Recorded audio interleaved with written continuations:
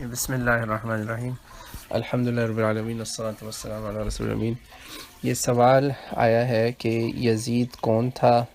کیسا تھا، کیا اس کو کافر یا ظالم، برا بھلا ایٹسیکٹرا کہہ سکتے ہیں، اور یا پھر اگر وہ ایسا سب کچھ نہیں ہے تو اس کے نام میں رحمۃ اللہ علیہ لگا سکتے ہیں یا نہیں۔ تو ایسا کرتے ہیں کہ اس سوال کا سٹیپ بائی سٹیپ ہم جواب دیتے ہیں انشاءاللہ تعالیٰ۔ سب سے پہلے تو یہ دیکھتے ہیں یزید کون ہے۔ تو یہ ایک ایسا کردار ہے کہ جس کے بارے میں امت مسلمہ میں بہت زیادہ گفتگو اور ڈسکشن پائی جاتی ہے، تو میں اس کا نسب تھوڑا سا بتاتا چلوں کہ یزید جو ہے یہ یزید ابن معاویہ ابن ابی سفیان بن حرب، یعنی ابو سفیان جو کہ رسول اللہ صلی اللہ علیہ وسلم کا فتح مکہ تک ازلی دشمن تھا۔ غزوہ بدر سے لے کے ہر جنگ میں اس کا کہیں نہ کہیں حصہ رہا، بعض میں اس نے جنگ میں حصہ لیا، بعض میں اس نے جنگیں کروائیں بعض کیسز میں۔ اور ابو سفیان کی بیوی ہند، جس نے رسول اللہ صلی اللہ علیہ وسلم کے پیارے چچا، سب سے محبوب چچاؤں میں سے ایک چچا ابو طالب کے بعد اگر سب سے زیادہ رسول اللہ صلی اللہ علیہ وسلم پہ کسی کا احسان ہے تو وہ غالباً حمزہ ابن عبد المطلب ہیں، پھر اس کے بعد عباس ہیں۔ تو حمزہ کا کلیجہ چبانے والی جو تھی ہند بنت عتبہ، اور عتبہ بھی وہ آدمی ہے جو رسول اللہ صلی اللہ علیہ وسلم کا ایک بڑا ہی شدید ترین بغیض دشمن تھا۔ یہ اس کی بیٹی ہند بنت عتبہ اور اس کا شوہر ابو سفیان، آگے ان کی اولاد ہے معاویہ رضی اللہ عنہ، ہم معاویہ کو رضی اللہ عنہ بولتے ہیں۔ ہند اور ابو سفیان بھی بعد میں مسلمان ہو گئے تھے، تو ان کے ناموں کے آگے زیادہ تر تذکروں میں رضی اللہ عنہ لکھا نہیں جاتا، مگر ہیں یہ بھی مطلب بعد کے مسلمانوں میں، تو اب پھر بعد میں باہر انہوں نے دشمنیاں ترک کر دیں۔ تو ان کے گھر جو پیدا ہونے والا بچہ ہے اس کا نام ہے یزید۔ اس کے علاوہ اور بھی ان کی اولادیں ہیں، مگر یہ خاص طور سے مشہور ہو گیا۔ مشہور اس لیے ہوا کہ امیر معاویہ رضی اللہ عنہ نے جب حضرت حسن رضی اللہ تعالیٰ عنہ سے حکومت لے لی، حضرت حسن نے کچھ خاص شرائط کے اوپر حکومت چھوڑی، اس کے بعد آخری جو ان کی حکومت کے 20 سالہ دور حکومت کے جو 4 سال تھے نا آخری، اس میں امیر معاویہ رضی اللہ عنہ کو یہ کچھ لوگوں نے سجھائی دی، مشورہ دیا، اور کچھ بعض لوگوں کا کہنا ہے ان کا اپنا ذاتی خیال تھا کہ میں اس امت میں اپنا ہی بیٹا مقرر کر جاؤں حکمران۔ اور میرے بھائی اور بہن جو بھی سن رہے ہیں اس جواب کو یاد رکھیے کہ اس وقت امت مسلمہ ایک بہت خطرناک سمت میں موڑی جا رہی تھی، ہمارے جسے کہتے ہیں نا ڈرائیونگ سیٹ پر جو لوگ بیٹھ گئے تھے ان کے ہاتھوں، اور وہ موڑ وہاں سے شروع ہوا جب حضرت علی رضی اللہ عنہ کی شہادت ہوئی، اور اس کے 6 ماہ بعد حضرت حسن رضی اللہ عنہ سے حکومت تقریباً جسے انگلش میں کہتے ہیں کوورسڈ انداز میں ان سے خلافت چھین لی گئی، اور بہرحال ایک صلح ہوئی۔ امت اس صلح کو مانتی کیونکہ رسول اللہ صلی اللہ علیہ وسلم نے اس صلح کو اس کی بشارت دی تھی، اور حضرت حسن کے لیے خاص دعا کی تھی کہ یہ میرا بیٹا سید ہے، سردار ہے۔ اب وہاں سے بادشاہت کی بنیاد تو پڑ گئی، اسی لیے امام ابن کثیر نے البدایہ والنہایہ کی 8ویں یا 9ویں جلد میں صفحہ نمبر غالباً 90 کے آس پاس ہے یہ بات، کہ ابن کثیر جیسے بہت بڑے اہل سنت کے مفسر، مورخ، محدث خود بول رہے ہیں کہ بھئی حق یہی ہے کہ امیر معاویہ رضی اللہ عنہ کو آپ بادشاہ کہیں، کیونکہ رسول اللہ صلی اللہ علیہ وسلم کی خلافت راشدہ جو ہے نا وہ 30 سال پہ ختم ہو جاتی ہے، جس کا آپ صلی اللہ علیہ وسلم نے خود اعلان فرمایا تھا کہ میرے بعد خلافت 30 سال ہوگی، اس کے بعد کاٹ کھانے والی بادشاہت اور ملوکیت شروع ہو جائے گی۔ یہ حدیث بالکل صحیح ہے، کسی کو کوئی شک شبہ ہو تو سلسلۃ الاحادیث الصحیحہ امام ناصر الدین الالبانی رحمۃ اللہ علیہ کی کھول لیں، اور اس کے اندر آپ کو یہ میرا خیال ہے 5ویں یا 6ٹھی حدیث ہی مل جائے گی شروع میں ہی، پہلی ہی جلد اور اس پہلی جلد کا پہلا جز۔ اب اس حکومت کے پہلے ہی پریشانیاں بہت تھیں، صحابہ کرام رضی اللہ عنہ بہت مضطرب تھے، اور بہت سارے صحابہ کرام آپ کے امیر معاویہ رضی اللہ عنہ کے آخری فیصلے کے وہ تھے منتظر، کیونکہ آپ کو یہ بار بار کہا جا رہا تھا کہ اس امت میں ہرقلیت کا آغاز نہ کرنا، اور یہ والے اقوال عبد الرحمن ابن ابی بکر رضی اللہ عنہ کے آپ کو کتاب التفسیر صحیح بخاری میں کچھ ملیں گے، آپ کو اور جگہوں پر بھی ملیں گے۔ بخاری کی کتاب التفسیر صحیح بخاری کے اندر حدیث ہے کہ جب اس کا باقی ٹکڑا مسند حنبل میں بھی موجود ہے کہ یہ وہ دور تھا کہ جب امیر معاویہ نے یزید کو حکمران بنانے کا اعلان کر دیا کہ میں اس کو امت کا حکمران میں بنا کے جا رہا ہوں، اب آپ لوگ اس کو مانیں۔ اور اس کے لیے پھر آپ نے لوگوں کو بیعت کے لیے بھی کہنا شروع کیا کہ میرے بیٹے کو بیعت دو۔ اب یہ جب معاملہ شروع ہوا نا، تو یزید نے جیسے ہی امیر معاویہ کی موت ہوئی تو سب سے پہلا اس نے کام کیا کہ اس نے ان لوگوں کی طرف اپنے مچلکے اور خط روانہ کیے فوجیوں کے ساتھ جن سے اس کو خطرہ محسوس ہو رہا تھا۔ اس کے ظاہری بات ہے جو ہواری وہاں موجود تھے درباری لوگ، انہوں نے کہا کہ بھئی اس امت میں جو لوگ ہیں نا اس وقت چوٹی کے پائے کے لوگ، وہ ہے نواسہ رسول اس وقت جو زندہ تھے سیدنا حسین، امام حسین رضی اللہ عنہ، اور دوسری طرف مکہ کے گورنر تھے عبداللہ ابن زبیر رضی اللہ عنہما، وہ بھی رسول اللہ کے سمجھیں نواسوں کے جیسے ہی ہیں کیونکہ وہ ابو بکر کے نواسے ہیں، ادھر محمد الرسول اللہ کا نواسا ہے۔ تو پوری امت ان لوگوں کی طرف نگاہیں لگا کے دیکھ رہی تھی کہ یہ کیا کرنے والے ہیں، جو یہ کریں گے ہم ان کے پیچھے چلیں گے۔ اس وقت جو تھا نا یزید نے ان کو خطوط بھیجے اور کہا مجھے خلیفہ مانو۔ اب یہ زبردستی کی بیعت، زبردستی اسلام میں کسی کو کہنا کہ مجھے حکمران مانو، یہی اسلام میں ڈکٹیٹرشپ اور بادشاہت کی وہ لعنت ہے جسے رسول اللہ صلی اللہ علیہ وسلم نے پناہ مانگنے کو کہا، اور رسول اللہ صلی اللہ علیہ وسلم نے ہمیں دعائیں سکھائیں کہ دعائیں کرو اللہ تعالیٰ سے کہ اللہ تم پہ ایسے لوگ نہ مسلط کرے جو تم پہ رحم نہ کریں، تم پر ظلم کریں، اور ظالم حکمرانوں کو آپ نے دوزخ کی بشارتیں سنائیں۔ اب نعوذ باللہ یہاں سے یہ کام شروع ہوا، اور جب امام حسین رضی اللہ تعالیٰ عنہ نے انکار کیا تو پھر ان پہ زبردستی کی گئی۔ ان پہ جب زبردستی کی گئی تو وہ حق پہ ڈٹ گئے، انہوں نے سٹینڈ لیا کہ میں اپنی جان دوں گا مگر جھکوں گا نہیں، اور لا الہ الا اللہ کا حقیقی معنی امت کو سکھایا۔ اس وقت جس وقت امت کے بڑے بڑے اکابر اور کئی صحابہ اس وقت بولنے کی حالت میں نہیں تھے، مگر سیدنا حسین کھڑے ہوئے، انہوں نے جواب دیا، لڑائی نہیں کی، آپ نے لڑائی میں پہل بالکل نہیں کی کسی قسم کا۔ اس میں ہمارا اہل سنت میں کسی بھی گروہ کا اس پر کوئی اختلاف نہیں ہے، ساری امت اہل سنت کم از کم جو ہے وہ متفق ہیں کہ امام نے لڑائی میں پہل نہیں کی، بلکہ اور دوسرے گروہ بھی شاید اس کو مانتے ہیں کسی حد تک۔ مگر یہ یزید کی حکومت کا پہلا سیاہ کارنامہ تھا۔ حکومت تو چلو اس کو پلیٹ میں رکھ کے مل گئی والد صاحب کی طرف سے، اللہ ان کی مغفرت فرمائے، ہمارے وہ صحابی ہیں رسول اللہ کے، اس لیے ہم ان کے بارے میں طعن و تشریح نہیں کرتے، مگر بہرحال وہ یہ کام کر گئے جس کا صحابہ کو ڈر تھا، اور صحابہ نے صحیح حدیثوں میں موجود ہے کہ جا کے امیر معاویہ کو سمجھایا کہ یہ کام نہ کرنا، یہ کام نہ کرنا۔ یہ ہو گیا، مگر آگے یزید نے جو کیا وہ تو سمجھے بد سے بدتر والی حالت ہو گئی کہ پہلے تو چلو کم از کم یہ تھا نا کہ ایک بادشاہ ہمیں وراثت میں مل گیا، مگر اب ظلم یہ ہوا کہ نواسہ رسول کے خون سے اس کا تخت رنگا گیا، یعنی آپ صلی اللہ علیہ وسلم کے کاندھوں پہ کھیلنے والا وہ بچہ جس کے لیے آپ نے نمازیں لمبی کر دیں، آپ کو خطبہ روکنا پڑا، وہ حسین رضی اللہ عنہ اس یزید کے حکم پر قتل ہوا۔ اور پھر اس کے بعد امام حسین کا سر جگہ جگہ، شہر شہر، گلی گلی، کوچہ کوچہ گھمایا گیا، شام کے درباروں میں لے جایا گیا، اور تو اور چلے امام حسین کو یہ لوگ باغی کہتے ہیں، یہ ان کو پتہ نہیں کیا کیا کہتے ہیں۔ کوئی آدمی ان سے پوچھے کہ رسول اللہ کے گھر کی بچیوں کا کیا قصور تھا، آپ صلی اللہ علیہ وسلم کی نواسیوں کا کیا قصور تھا، آپ کی پڑ نواسیوں کا کیا قصور تھا، ان کے سروں سے چادریں چھینی گئیں، اور ان کو بھی قیدیوں کی طرح گلی محلوں میں جس طرح پرزنرز آف وار ہوتے ہیں جنگی قیدیوں کی طرح گھمایا گیا، اور آخر کار رسول اللہ صلی اللہ علیہ وسلم کا یہ لخت جگر اس دنیا سے اس طرح سے روانہ ہوا۔ اور اس شخص کا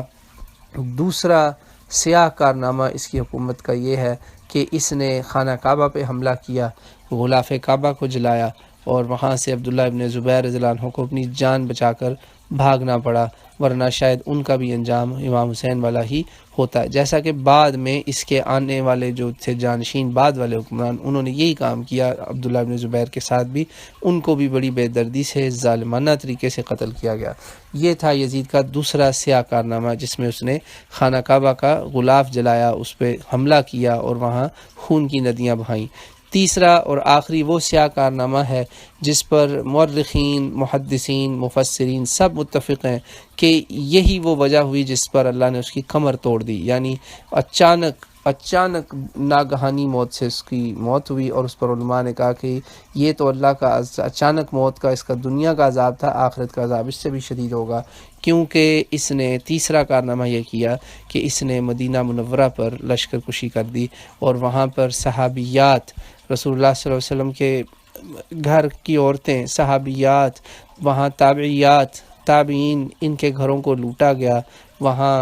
عورتوں کی عزتیں لوٹیں، ریپ ہوئے، رسول اللہ صلی اللہ علیہ وسلم کی مسجد میں گھوڑے باندھے گئے، استبل بنی مسجد، 3 دن آپ صلی اللہ علیہ وسلم کی مسجد نماز سے محروم ہوئی، وہ مسجد جہاں پہ رسول اللہ صلی اللہ علیہ وسلم نے ہجرت کے پہلے دن سے جب مسجد بنائی اس دن سے نماز کبھی نہ رکی تھی، آج تقریباً رسول اللہ صلی اللہ علیہ وسلم کو قبر میں گئے 50 سال ہی مشکل سے ہوئے تھے، اور آج یہ ظلم ہوا کہ اس مسجد میں 3 دن نماز نہ ہوئی بلکہ وہاں گھوڑے باندھے گئے۔ یہ وہ حملہ تھا جس پر یزید کی اچانک کیونکہ جب یہ وہ حملہ کر رہا تھا اس کو لوگوں نے کہا کہ مدینے پہ حملہ نہ کرنا، رسول اللہ صلی اللہ علیہ وسلم نے خاص حکم کیا کہ جس نے میرے مدینے والوں کو ڈرایا، میرے مدینے والوں پہ ظلم کیا، ان کو تکلیف دی، میرے انصار کو، تو اس پر اللہ تعالیٰ کی، فرشتوں کی اور تمام جہانوں کی لعنت ہوگی، تو لعنت کے مستحق نہ بنو، یہ کام نہ کرنا۔ مگر طاقت کا نشہ آپ کو پتہ ہے وہ اس میں وہ اندھا ہو چکا تھا، پھر یزید نے یہ کام کیا، اور لہٰذا تمام فرشتوں، انسانوں اور جہانوں کی کروڑوں لعنتوں کا وہ مستحق ٹھہرا۔ خالی اگر نواسہ رسول کا ہی خون بہا دیا تھا جو، اس پر بھی بہت لعنتیں وہ لے گیا تھا۔ یہ تو اللہ کا قرآن میں فیصلہ ہے کہ جس کسی نے کسی مومن کو قتل کیا جانتے بوجھتے ہوئے تو اس کی جزا جہنم ہے، وہ اس پہ ہمیشہ کا عذاب ہے، اللہ کا غضب ہے اور لعنت ہے اور عذاب عظیم ہے۔ یہ قرآن پاک کے فیصلے ہیں۔ تو اب جس کسی نے سوال پوچھا کہ کیا اس پر لعنت کر، اب اس کے یہ 3 سیاہ کارنامے ہیں، یہ تو میں نے آپ کو سمجھے ایک جسے کہتے ہیں نا اسکریچنگ دا سرفیس والی بات ہے، میں نے مختصر آپ کو باتیں بتائی ہیں، ورنہ تو باتیں بہت لمبی ہو جائیں گی۔ اب ہم اس کو کافر کہیں، ظالم کہیں، کیا کہیں، بات یہ ہے کہ امت مسلمہ کا اس پر اجماع ہے۔ میں آپ کو پھر بتاؤں گا کہ امت مسلمہ کا اس پر اجماع ہے، یعنی شیعہ، سنی، معتزلہ، القدریہ، جبریہ، اہل تصوف، کوئی بھی آدمی، کوئی بھی گروہ امت کے جو شروع کے گروہ تھے نا، انہوں نے کسی نے بھی اس کو اچھا نہیں جانا، بلکہ اس کو اس زمین پر بدترین شخص جانا۔ ہاں، اختلاف جو امت میں تھا بھائیوں بہنوں وہ یہ تھا کہ کیا اب یہ مسلمان رہا یا نہیں رہا، اس کا مستحق لعنت ہونا، اس پہ کسی کا اختلاف نہیں ہے۔ ہاں، کیا اس پہ زبان سے لعنت کرنا ضروری ہے؟ یہ بحثیں اب یہ ہو رہی تھیں امت میں کہ اس کو زبان سے ہم لعنت کریں یا نہ کریں، اس کو کافر کہیں یا نہ کہیں، یا اس کا معاملہ ہم اللہ تعالیٰ پہ چھوڑ دیں۔ تو اس لیے اہل سنت میں یہ باتیں رائے پائی جاتی ہیں، لہٰذا اگر کوئی شخص یزید کو لعنتی کہتا ہے تو وہ بالکل کوئی غلطی نہیں کرتا۔ بہرحال شیخ الاسلام ابن تیمیہ رحمۃ اللہ علیہ کا منہج یہی ہے کہ نام لے کے لعنت کرنا جو ہے وہ ٹھیک نہیں ہے۔ آپ یہ کہہ سکتے ہیں کہ اللہ تعالیٰ کی ہر اس ظالم پہ لعنت ہو جس نے یہ ظلم کیے، یا ان ظلموں پہ وہ خوش ہوا یا اس میں وہ شامل ہوا، یہ ہے طریقہ۔ بہرحال اہل حدیث کے موجودہ اس دور کے جو محدث ابھی گزرے ہیں، شیخ زبیر علی زئی رحمۃ اللہ علیہ، ان سے بھی یہ سوال ہوا کہ کیا ان چیزوں کو مد نظر رکھتے ہوئے اگر کوئی اس پہ لعنت کرتا ہے تو وہ جائز ہے؟ تو انہوں نے بھی کہا یہ جائز ہے۔ وہ بہرحال خود بھی لعنت کے قائل نہیں تھے کہ نام لے کے لعنت کا ہمیں کوئی فائدہ نہیں، اس کو لعنتیں پہلے ہی ہو چکی ہیں انشاءاللہ تعالی۔ بہرحال ایک اور میں آپ کو عالم دین کا حوالہ دیتا ہوں، علامہ آلوسی مفتی اعظم تھے وہاں اپنا عراق کے، روح المعانی تفسیر کے وہ ہیں مصنف، انہوں نے تو اتنا سخت موقف لیا کہ جو شخص یزید کو لعنتی نہیں سمجھتا وہ خود لعنت کا مستحق ہے۔ اتنا یہ امت میں سیریس مسئلہ ہے۔ اور آج کے دور میں بدقسمتی سے چند سنیوں کے اندر کچھ نام نہاد ایسے لوگ پیدا ہو گئے ہیں جنہوں نے بلا وجہ یزید کی وکالت کا ٹھیکہ لیا ہے، حالانکہ نہ تو یہ شخص کسی صحابیت کے درجے میں ہے، نہ ہی اس کا کوئی اہل بیت سے لینا دینا ہے۔ پتہ نہیں ان لوگوں کو اس کی وکالت سے کیا مل رہا ہے، سوائے اس کے کہ یہ اپنے لیے لعنتیں اکٹھی کر رہے ہیں۔ ورنہ امت میں کوئی ایسا عالم، اہل حدیث، اہل فقہ، اہل تاریخ، امت کے جو پہلے علماء تھے جنہوں نے یہ واقعات دیکھے ہیں، جنہوں نے علم رجال مدون کیا، جنہوں نے رجال کے حالات لکھے ہیں، جنہوں نے حدیثیں اکٹھی کی ہیں، جنہوں نے تفسیریں اکٹھی کی ہیں، امت کے یہ تمام شروع کے جو لوگ تھے نا، پہلی آپ کی 3-4 صدیوں کے، جن کے پاس یہ حالات ہمارے سے پہلے پہنچے،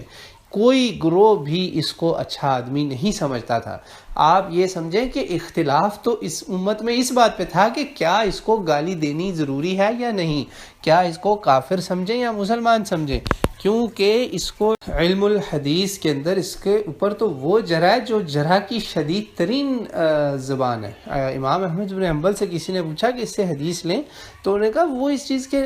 اہل ہی نہیں ہے کہ وہ حدیث لے، یعنی کہ حدیث کے اندر جب کسی سے آپ حدیث لیتے ہیں اس پہ جرح ہوتی ہے تو اس کی کیٹیگری ہوتی ہے کہ وہ کمزور ہے، وہ بھولنے والا تھا، وہ جھوٹ بولتا تھا، وہ ایسا تھا، وہ ایسا تھا، متروک تھا، اور یہ سب لائنیں کراس کر دیں۔ انہوں نے کہا نہیں، وہ اس لائق ہی نہیں ہے کہ وہ اس لسٹ میں بھی آئے کہ ہم اس پہ جرح کریں، یعنی اندازہ کریں۔ یہ ھذا جرح شدید فی علم الحدیث، اس قسم کی جرح اس پر ہوئی ہے، مگر میں اس چیز پہ زیادہ تفصیل سے اس لیے بات کر رہا ہوں کہ اس وقت امت میں کوئی ناخلف لوگ پیدا ہو گئے ہیں جو اپنے آپ کو سنی کہتے ہیں، مگر یقین مانے اللہ کی قسم میں بتا رہا ہوں یہ لوگ سنی نہیں ہیں، یہ سنیوں کے نام پہ دھبا ہیں۔ انہوں نے اہل سنت کا وہ مذہب گندا کیا ہے جس کی وجہ سے انہوں نے شیعہ بھائیوں کو مزید بڑھاوا دیا ہے کہ لو جی یہ دیکھو یہ ہیں سنی، یہ تو یزید سے پیار کرتے ہیں، آل رسول کے دشمنوں سے محبت کرتے ہیں اور آل رسول سے بغض رکھتے ہیں۔ یہ ان کو فائدہ ہوا ہے یزید کی وکالت کر کے، اور کوئی فائدہ نہیں ہوا، یا ان کو فائدہ یہ ہوا کہ ان کو شاید تھوڑے سے ریال آ گئے کہیں سے، یا رومال آ گئے سر پہ باندھنے کے لیے،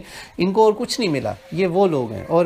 اور انشاءاللہ تعالی میری طرف سے ان کو ایک اوپن چیلنج ہے کہ کسی کو یزید کا دفاع کرنے کا اگر شوق ہے نا، تو وہ یہ 10 محرم 12 محرم گزر جائے نا ذرا، تو پھر مجھ سے بات کرے تو میں اس کو بتاؤں گا کہ یزید جو ہے وہ قابل دفاع ہے یا نہیں، مگر اور فیصلہ صرف اس پر ہوگا جو کسوٹی ہے، کیونکہ وہ رجال کے لوگوں میں سے ہے، تابعین کے زمانے سے ہے، تو فیصلہ پھر علم رجال سے ہوگا، اس علم سے ہوگا جس کو اہل تشیع اہل سنت سب مانتے ہیں، وہاں سے فیصلہ ہوگا۔ باقی میری آپ سب کے لیے دعا ہے کہ جو آل رسول سے محبت کرتا ہے، اللہ تعالیٰ مجھے آپ کو ان سے سچی اور دلی محبت کی توفیق عطا فرمائے، رسول اللہ کے اصحاب سے بھی محبت کی توفیق عطا فرمائے، اور ہم سب کو قیامت کے دن رسول اللہ کے جھنڈے تلے اکٹھا کرے، اور یہ اس بات کا ایمان رکھیں انشاءاللہ تعالیٰ کہ آل رسول اللہ کے ساتھ ہیں۔ اگر وہ ساتھ نہ ہوتے تو آپ نمازوں میں صلی علی محمد خالی پڑھتے، وعلی آل محمد نہ پڑھتے، باقی نبیوں کی طرح۔ باقی نبیوں میں کوئی نہ کوئی گھرانوں میں چھوڑ کے گیا دین نا، ادھر کسی نے نہیں چھوڑا، ادھر یہ اللہ کا بہت بڑا کرم ہے، معجزہ ہے کہ آل رسول صلی اللہ علیہ وسلم رسول اللہ کے بعد بھی دین پر رہے، اس لیے ہم نے نمازوں میں بھی والا آل محمد ساتھ پڑھا انشاءاللہ تعالی۔ باقی جس کو یزید چاہیے، اور آپ کا سوال بھی تھا کہ یہاں پر اس کو رحمۃ اللہ علیہ کہیں یا نہ کہیں، یہ وہی لوگ ہیں جن کو یزید چاہیے، ان کو رسول اللہ کی اولاد نہیں چاہیے، حالانکہ ان کا گھرانہ بھی ہے اور صحابی بھی ہیں، ان کے تو ڈبل ٹرپل درجے ہیں۔ تو بالکل آپ کو میرا سمجھ گئے ہوں گے کہ اس کو میں رحمۃ اللہ علیہ کیوں کہوں۔ رحمۃ اللہ علیہ تو آپ اسے کہتے ہیں نا جس پہ اللہ لعنت اللہ علیہ جو نہ ہو، جو تو لعنت اللہ علیہ ہو گیا، میں اس کو کیسے کہوں رحمۃ اللہ علیہ کہ اس پہ اللہ کی رحمت ہو۔ بہرحال جن کو وہ چاہیے میں ان کے لیے دعا گو ہوں کہ اللہ انہیں ہدایت دے دے، اور اگر ان کے لیے ہدایت نہیں ہے تو انہیں میں کہوں گا کہ آپ اگر سمجھتے ہیں نا کہ یزید حق پر تھا اور رسول اللہ کی اولاد جھوٹی تھی نعوذ باللہ، تو دعا کریں اللہ آپ انہیں یزید کے ساتھ اکٹھا کرے، تو پتہ چل جائے گا قیامت کے دن کون حق پر ہے اور کون نہیں۔ تو بہرحال ہم تو نہیں یہ خطرناک دعا مانگ سکتے، ہم تو یہ کہیں گے اللہ تعالیٰ ہمیں رسول اللہ صلی اللہ علیہ وسلم، آپ کے برگزیدہ خاص چنے ہوئے اہل بیت، جیسا کہ علی تھے، حسن ہیں، حسین ہیں، فاطمہ ہیں، علی، فاطمہ، حسن، حسین، زینب، اور آپ کی ازواج مطہرات، یہ سب انشاءاللہ تعالیٰ رسول اللہ صلی اللہ علیہ وسلم کے جھنڈے تلے ہوں گے، آپ کے ساتھ ہوں گے جنت میں۔ آپ نے خود ان کی بشارتیں دی ہیں اپنے صحیح ترین احادیث میں۔ ہم دعا کرتے ہیں اللہ تعالیٰ مجھے، آپ کو، سب کو ان کے ساتھ قیامت میں اکٹھا کرے، اور آپ صلی اللہ علیہ وسلم کے دشمنوں سے، آپ کی اولاد کے دشمنوں سے، مبغضین سے، منافقوں سے ہم برات کا اعلان کرتے ہیں۔ واللہ اعلم بالصواب۔